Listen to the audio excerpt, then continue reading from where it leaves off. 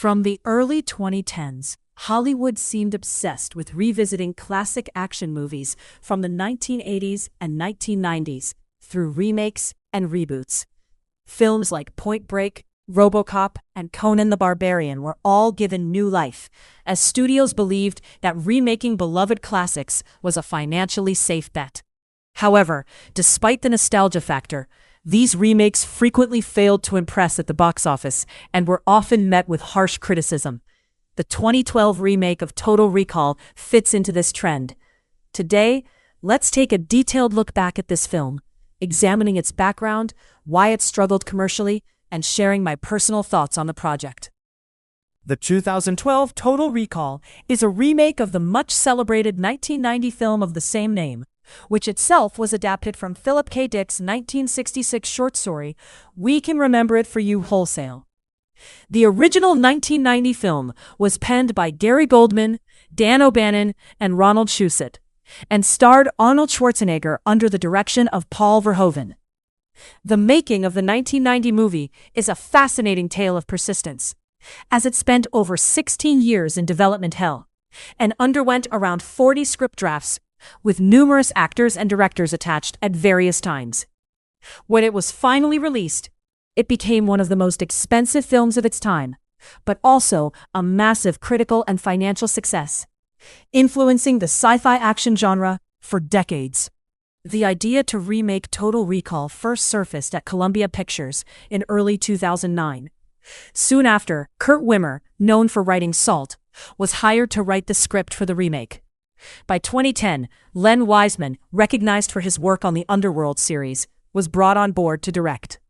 Casting the lead role of Douglas Quaid saw contenders like Tom Hardy and Michael Fassbender, before Colin Farrell was ultimately chosen.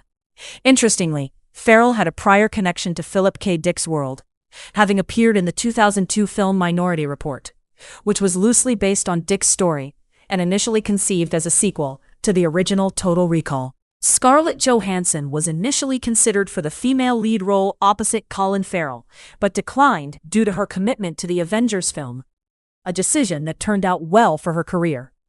Jessica Biel was cast instead, who, like Farrell, had appeared in a previous Philip K. Dick adaptation, the 2007 movie Next, which was a box office failure. Kate Beckinsale, who was married to director Len Wiseman at the time, portrayed Laurie, and Bryan Cranston was cast as the villain, Cohagen. Ethan Hawke was also cast in a cameo role as Carl Hauser and was given a lengthy monologue, but his part was cut from the theatrical release and only included in the director's cut. During early 2011, Mark Baumbach was brought in to assist with the screenplay, and James Vanderbilt contributed uncredited rewrites. By May 2011, the script was finalized, and principal photography began on May 16th, primarily in Toronto. The production budget ballooned to around $125 million. Total Recall was released on August 3, 2012, opening to a $25 million weekend, placing second at the box office behind The Dark Knight Rises, which was in its third week. Domestically, the film earned $58 million, while international markets brought in $139 million, totaling $198 million worldwide. Despite these numbers, the film was considered a box office flop, because movies typically need to make at least twice their budget to break even after marketing and distribution costs. One major reason Total Recall failed commercially is that it lacked a compelling reason for its existence. When remaking a beloved classic, the new version must match or surpass the original to avoid automatic dismissal.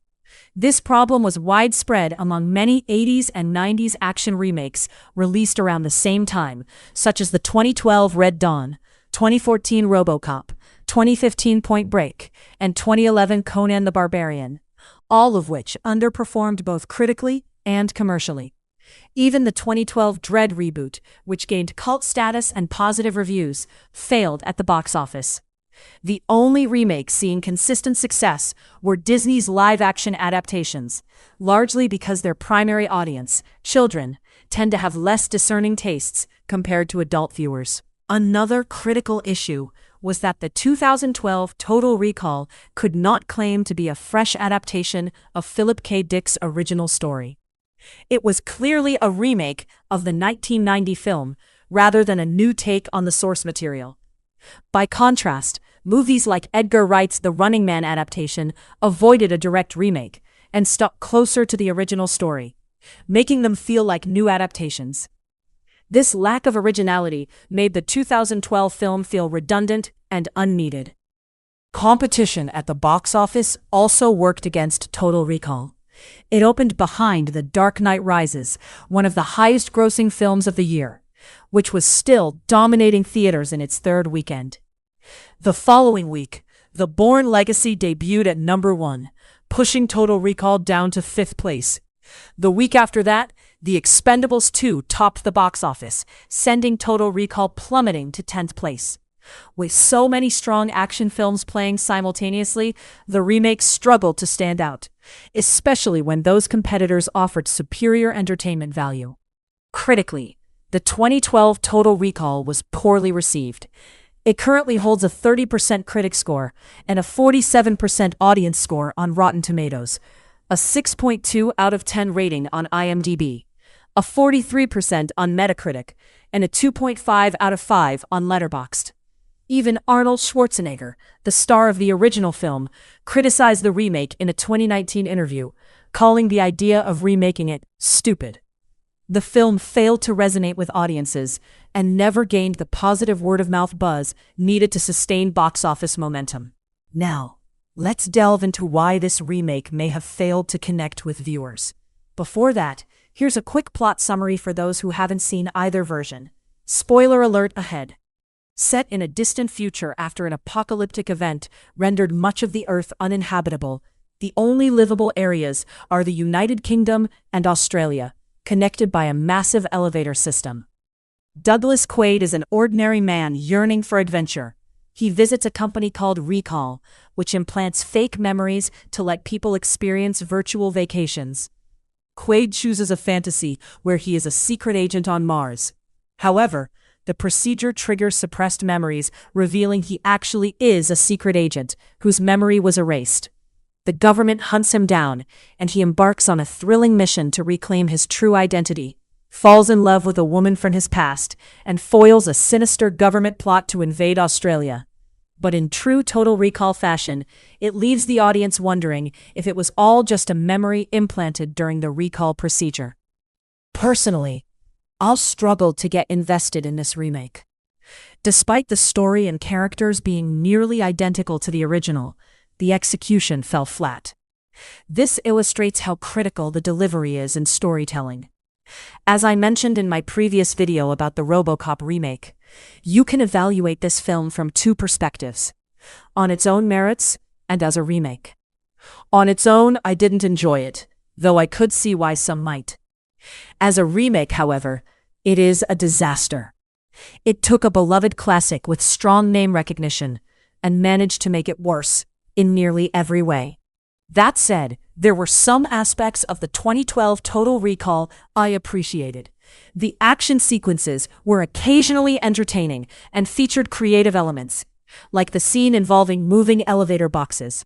However, many action scenes lacked impact and seemed superfluous, especially the climax, which was a significant letdown. Visually, the film looked lavish and expensive, with impressive world-building and high-quality visual effects that matched the intended futuristic aesthetic. Yet this reliance on CGI stripped away the tactile, textured feel that made the original so memorable. One of the charms of the 1990 film was its practical effects, which balanced between being gruesome and humorously absurd. The original successfully combined horror and silliness, a tone the remake sorely lacked. Paul Verhoeven, director of the original, commented on why the remake failed, echoing a sentiment I shared in my RoboCop video. He explained that the original film's lightheartedness and satirical elements were crucial. Taking these stories too seriously, as the remake did, was a mistake. Both movies needed a satirical or comedic distance to engage audiences, and playing the story straight, without humor, made the remake feel dull and uncertain of itself. The 2012 film was too cautious to inject humor, fearing it would undermine its seriousness. This made the movie feel generic and lacking identity. The original embraced its goofiness with confidence and commitment, qualities absent in the remake. Instead of taking bold creative risks, such as setting the story on Mars or decisively killing off Laurie halfway through, the remake stuck to a safe, uninspired post-apocalyptic cyberpunk Earth setting. It also featured a generic good versus evil conflict with little meaningful social commentary. Unlike the original's clever undertones, the remake's narrative choices further stripped away complexity. Instead of leaving the reality of Quaid's experience ambiguous, it forced clarity, with a tattoo that explicitly indicated the events were memories, removing the original's enigmatic charm. The original filmmakers faced technological limitations that forced creativity in practical effects and storytelling. The 2012 filmmakers had the freedom of advanced CGI, but failed to innovate or offer fresh ideas. The remake changed enough surface details to suggest it warranted a new existence, but made no bold creative decisions. Its story beats were the same, but more convoluted, and its characters were watered-down versions of the originals, culminating in a disappointing film. In conclusion, the 2012 Total Recall faced an uphill battle, trying to live up to the original classic, while offering little new substance for audiences. It received negative reviews, was overshadowed by stronger action films at the box office, and never found the audience it needed to succeed. That's the story behind this remake. I'm curious to hear your thoughts. Have you seen the 2012 Total Recall? How do you think it compares to the 1990 film? Share your opinions in the comments below. This has been Tom from Eisenar Productions. Thank you for watching, and I'll see you next week.